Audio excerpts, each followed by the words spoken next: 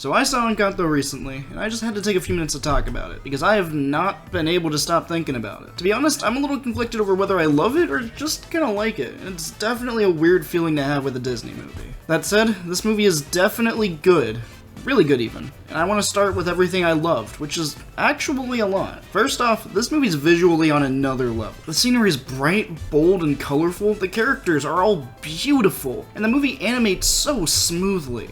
The animators clearly put a lot of time and care into ensuring that all the characters move in their own way. Isabella moves smooth and gracefully, and Luisa always has a sense of power in her step. Characters like Castillo are probably the most fluid of the bunch due to his shapeshifting, but it never looked too smooth as to dip into the ever-fearful Uncanny Valley. All the dancing is really well animated too. I honestly can't remember too many Disney movies that managed to get dancing down really well. Well, except the one that everyone talks about. This movie changes that by having really in-depth choreography throughout each musical number without compromising the visuals for the song as a whole. Everyone moves in this really fluid way that's so satisfying to watch, and I absolutely love watching this movie as it, well, moves. This is just a small thing, but I really love a smooth transition between locations, be it shot to shot or scene to scene. It's one of my favorite things in animation and just editing as a whole, and Encanto has it everywhere. It's just one of those things that makes me so happy to see. Kinda like ghost cuts in an action scene, and I hope Disney continues to use them in the future. The movie also has this really cool level of visual diversity of so many different kinds. Not only does it feature a woman of color with glasses, something I'm pretty sure is a first for the company, but Encanto also features characters of different builds like Luisa and Felix. I personally wish we could have gotten the bigger Bruno that was in the concept art, but everyone looks pretty damn cool. I also really loved the way this movie used Disney's own color trends to make the audience feel a certain way. I'm mostly using trail footage and kind of sidestepping around it to prevent spoilers, but Disney has this really cool trend of associating their villains with green to quietly tell the audience who to keep an eye on. And while it's used in this movie too, it's not actually doing so to make someone seem uncomfortable to you. I honestly have no idea whose idea this was, but they need a promotion ASAP because words can't describe how cool it was. As a whole, I would watch Encanto time and time again just for the visuals alone. The rest of the movie, however, is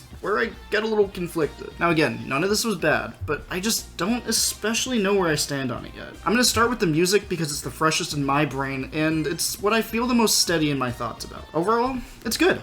I especially have to give a shout out to Stephanie Beatriz as Maribel, who is not only a phenomenal voice actress, but an amazing singer as Maribel. When I found out it was her, I was a little worried I'd just hear Rosa, but she sounds great, and she had one of, if not the best singing voices in the movie. The songs in the movie are really catchy too, and they help to the story just as they should, but honestly, they're not especially my cup of tea. I'm kinda trying to sidestep this a bit because I actually like a lot about the musical numbers. Hell, I already mentioned the beautiful set pieces, animation, and choreography, but the elephant in the room is that I am just not a big fan of Lin-Manuel Miranda's work. That's not to say I hate you if you do it all. You do you. It's just not for me. He has this really weird, almost tripletized way of writing his music, as well as these extended breaks for dialogue that just doesn't really sit right with me personally. I've heard people saying it's composed exactly like a musical with a background chorus, and I can definitely see it, especially that first song with the little kids. We Don't Talk About Bruno and a few other songs also have these moments where characters are singing multiple lines on top of one another. It just gets a bit overwhelming. It's weird for me too, because I don't think I'd suggest making changes to the song at all. It's just not for me. As a whole, I definitely think the Family Roundup or Surface Pressure were my favorites, and I genuinely loved them. The rest really just comes down to personal preference, and I personally get a bit of a headache when I hear breaks in song or people singing over each other a lot. The music also ties directly into the story, which is something I also absolutely loved. I know I said I was talking about things and conflicted on it, but I really love the story in this movie as a whole.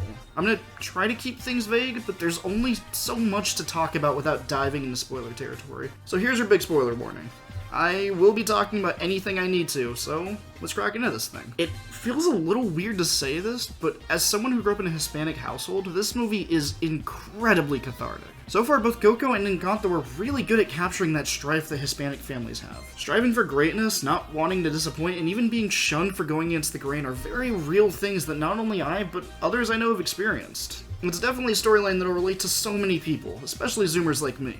While that's a fact that needs serious addressing, I know people my age will be very happy to see their own struggles represented, and I'm really glad to see it on screen. Seeing how casually ostracized Bruno was both in and outside of the family honestly hit way too close to home, and I imagine this movie definitely made a good number of people cry for it. The storyline's also really interesting because it doesn't have a central antagonist. While other movies have Dr. Facilier, Gaston, or Pete, and God does a lot more about building tension caused by Abuela's hold over the family. She bears down on each character in ways people will definitely relate to, pushing expectations and responsibility that they can't shoulder. She becomes so obsessed with ensuring that the family appears well on the outside that she lets it crumble around her. And the movie rightfully ends when she realizes how much damage she caused. It's such a great story and one of my favorites in recent memory, but it's not perfect. From a watching perspective, it feels exactly like what I just described, a constant rising action of sorts till it reaches the breaking point. But it felt like it was missing something to me.